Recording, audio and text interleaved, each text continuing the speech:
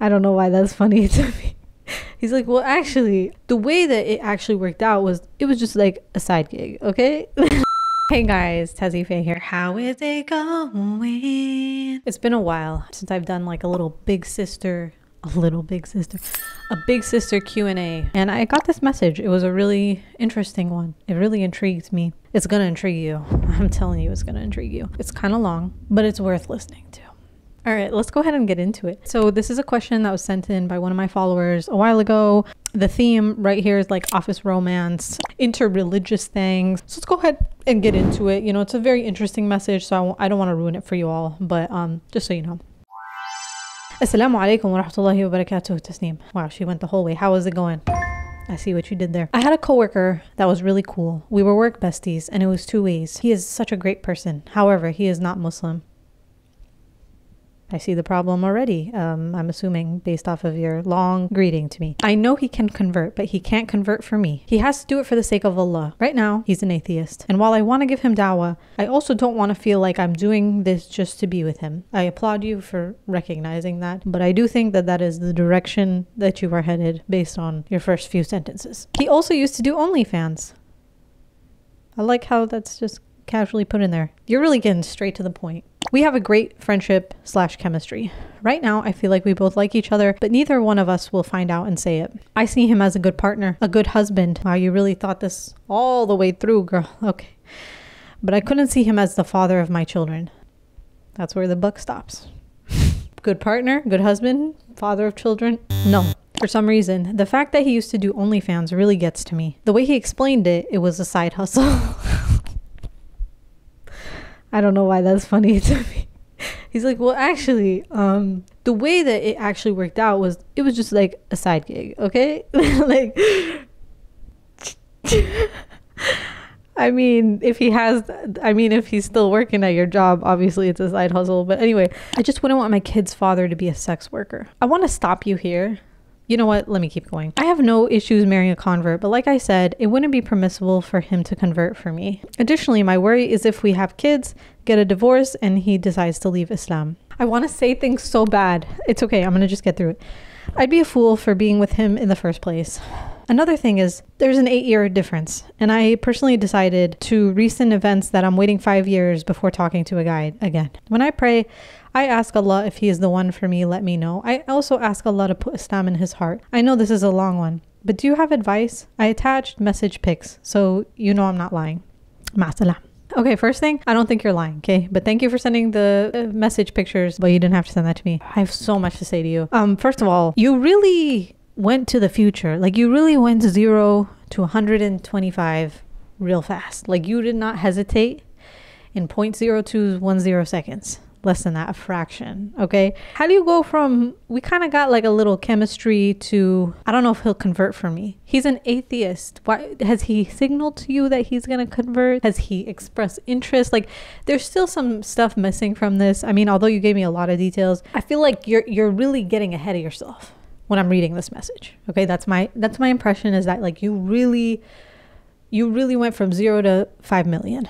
And while I think that chemistry is great, having a spark with somebody, cool, it's not enough. And the age gap is a bit of a concern. I don't know, there's just so much to unpack here. I mean, like, it sounds like, okay, you guys have great chemistry, you like him a lot, you could see yourself with him, but you're like, starting a family with him? Absolutely not. Just based off of the greeting you gave me, Assalamu alaikum wa rahmatullahi wa barakatuh, you don't seem like the person who's very flexible about religion. So if he had a side hustle, I'm not judging, but if he had a side hustle as an OnlyFans and he's an atheist, I don't see in what context he's interested in Islam that has nothing to do with you. Like, you're like, he can't convert for me. I feel like you've already done the math and you're calculating that in order for us to be together, he has to be Muslim. But like, has he expressed that? Like, that's not in the message, and I have a feeling that he has not expressed that. I think you're kind of getting ahead of yourself, because liking somebody at work,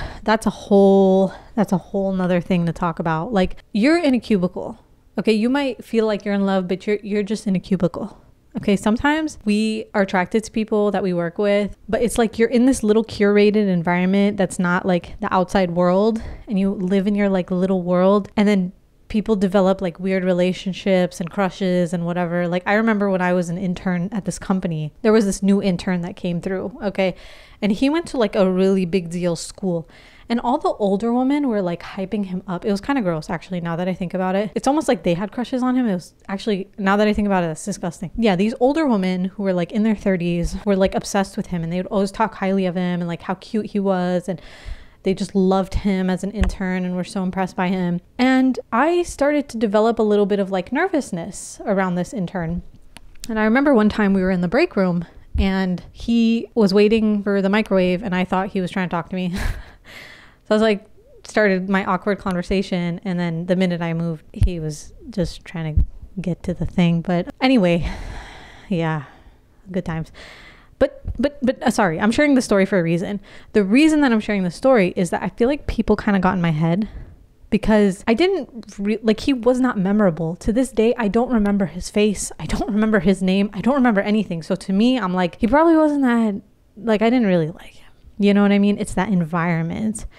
And we see that with celebrities, actors, actresses. They get in a movie with somebody, all of a sudden they're like, whew, and they destroy their relationships for some like quick thing. Or like, this is very common, I guess, like there are certain professions in the US that people are more likely to cheat. I'm going to just name some of them. I don't know if I could back this up with any data, but like, I think it's like people who work in the medical field, like doctors, policemen, military, because, you know, people go overseas and are away from their spouses for long periods of times, and they're like with other people, so they could like have affairs like in another country when they're lonely and all that kind of stuff. So anyway, I think that what's going to be important for you is to like be able to discern whether you just kind of have a crush on this guy because you're in this environment and that's not really somebody that you would consider outside of work, because that's what it sounds like to me. Like as an outsider, I don't really feel like you would be a match with this person, or you would, like, he has so many big things that are just not, like, if you can't see him as the father of your children and you want children, that is a red flag right there. If you don't want children, you just want to be with somebody, it doesn't matter. But like, yeah, I think that's kind of like signaling to you that probably not. If that's something you can't get over, probably not. And like, there's a lot of what ifs in your situation, or like there's a lot of like conditions. And it's like, I don't really know from your email, like his perspective. I mean, you don't seem to have any confirmation that he has interest in your religion. You don't have any confirmation that, I mean, we're human beings. We can feel if somebody likes us back, whatever, right? So I'm not going to deny that he likes you, but like neither of you have expressed it. So there's so much stuff in this message that I'm just like, you need to pump the brakes, you know, like you really need to pump the brakes on this one. And I would advise you to step back and be like, like, am I just attracted to this person because I spend so much time with them, because I'm at work with them? Or do I actually like really, really like, this is somebody that I would like, I could see myself with even outside of work? Because I do think there is a weird thing that happens when you're working. Yeah, I've seen this stuff all the time. People have affairs at work. Also, the whole converting thing is a really, really big thing. I feel like it's not a good idea if religion is important to you, or like marrying someone within your own religion is important to you. I don't feel like it's a good idea to not vet that ahead of time. If it's not important to you, like, it's, hey man, we're humans, people fall in love, things happen, whatever. But like, if that's something that's, you know, from the jump is important to you, like, it's just, don't even get emotionally involved with somebody who, or close to somebody and that you're attracted to who doesn't fit that criteria, because that's just going to be a problem for you. You know, and there's no way around it. Like, at the end of the day, if you guys are in love, and this person, the other person who's not Muslim, loves you that much, they're going to convert for you. Like, you can't really say that, oh, they converted for themselves, unless they're that stern of a person who would not like convert like that. You know, it's just complicated. But it also, there's a part of your message where you say that you're waiting 5 years again before talking to a guy, but you didn't say anything about your previous situation. So I don't know how long it's been since you have been broken up or whatever happened. It sounds like something big happened to you and you really wanted to wait. I would say like putting a number of years on yourself is not a good plan. Like, I mean, if you meet somebody, you meet somebody, but like, yes, that is good to like acknowledge and take your time and say like, you know, I need some time to heal and do all that. So I don't know, that this is a piece of information that's missing from your email, is how long it's been since you ended whatever the last thing was and how long that thing was. But I think maybe that also might be an answer here. Like, if it's been not a very long amount of time, maybe you're searching for something and somebody, you know, work is the kind of place you spend a lot of time with those people. And yeah, that's another thing. I don't know how many hours a week you work but anyway, my advice to you would be to take a step back and really not just act on your feelings. But I'm also, I don't know if that's good advice, because a little part of me is like, live your life. But this doesn't seem like it's gonna pan out very well. There's too many conditions, and I really think, as woo-sa, woo-ha as this may sound, I feel like when you love somebody or like you want to get in a long-term relationship with somebody, a lot of it is about accepting that person for who they are and not trying to change them. And I think that if you make someone also change for you too much, also there's no guarantee that they'll do that, but if you do that, there's a good chance that they'll be resentful, you know? And I feel like that's something I've even learned. I mean, me and Munir don't have that problem, but I think in the beginning of our relationship, I used to think like of ways that I wanted Munir to change or things I wanted to change about him. And I think the longer we've been in our marriage and the deeper our relationship has become, not even just marriage. I was with him before also for a bit, but I think, yeah, especially like now after we're living together, I think I've learned to like really just embrace and love parts of who he is. Like, I'll give you a small example. Like, he doesn't like going outside and exploring that much. Like, that's like a very me thing. So when I get together with my mom, my sister, like, I just love being outside and walking and being in cities and just like, I just love it. And Munir is kind of a homebody. And so I think for the first couple of years of our marriage, like, I just used to throw fits and I was just so upset by it, you know? And now I feel like I've just accepted parts of him the way that he is, and I appreciate him for who he is, and I don't like try to forcefully change those things. And being a homebody versus being someone who likes to be outside, those are two very different things, you know, from what we're talking, or that's like a very different thing than what I'm talking about. You're trying to change, like what you're trying to change about this person is really big.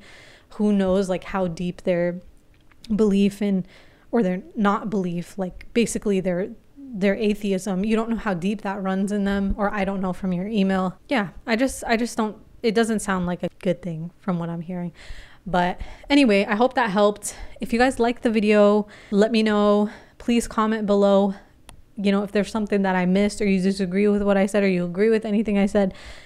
Help this girl out, okay? Help her out. And if you guys like this segment and want to see more of this stuff, send me your questions, send me your emails, send me your problems, and I'll do another big sis Q&A.